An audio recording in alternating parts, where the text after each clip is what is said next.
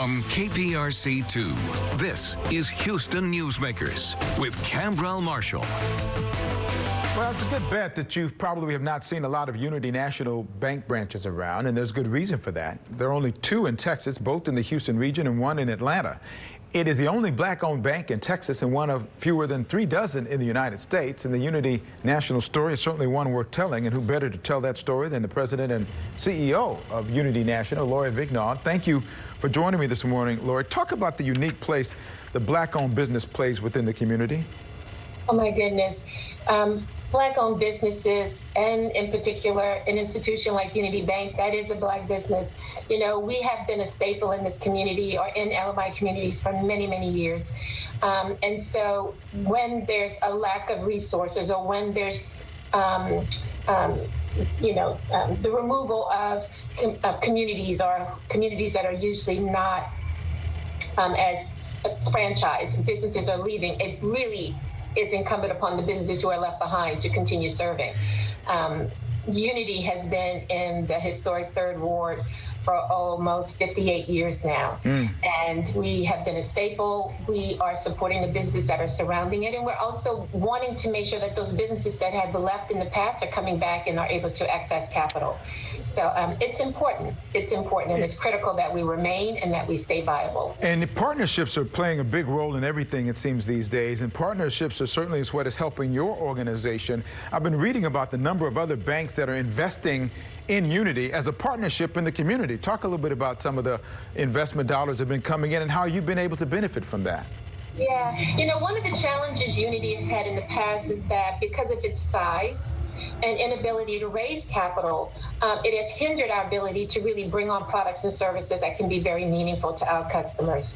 And so when you have organizations and large institutions like Wells and B of A and Citi who have made, and Amegy, who have made capital investments in our institution, it provides us with the money that we need in order to deliver new products and services, which we're in the process of putting together to launch.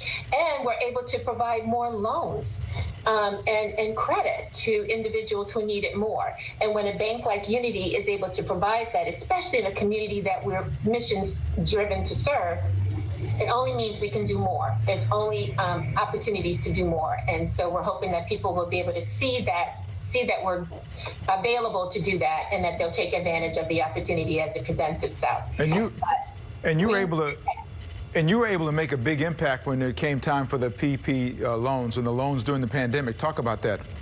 Yeah, you know, last year it was such an unusual year on so many different levels. And, you know, to have a pandemic impact our small businesses in the way that it did, it was incumbent upon us to take advantage of, you know, government-sponsored SBA, U.S. Treasury-sponsored programs that were available. And I'm so glad that we did.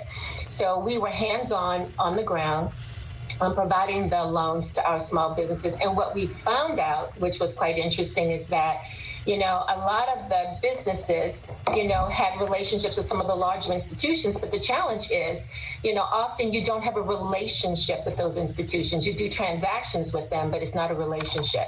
And at Unity, you have a relationship. You can walk in, you can call us, you can talk to someone who can literally provide you with the hand-holding that you needed. And we were just excited that we were able to not only reintroduce ourselves to a lot of small businesses in the community, but we were able to serve nearly 500 businesses, you know, as a result of the PPP program. And I will add, we are still promoting the program. We are still providing the loans to our small businesses, and I encourage them to please call us if you're still interested and need the support. So in short bit of time we have left, what's your hope for the future for Unity? How much growth do you think you're going to have in the next year? Oh my goodness. You know, when I came on board, the bank was at an asset size of $106 million.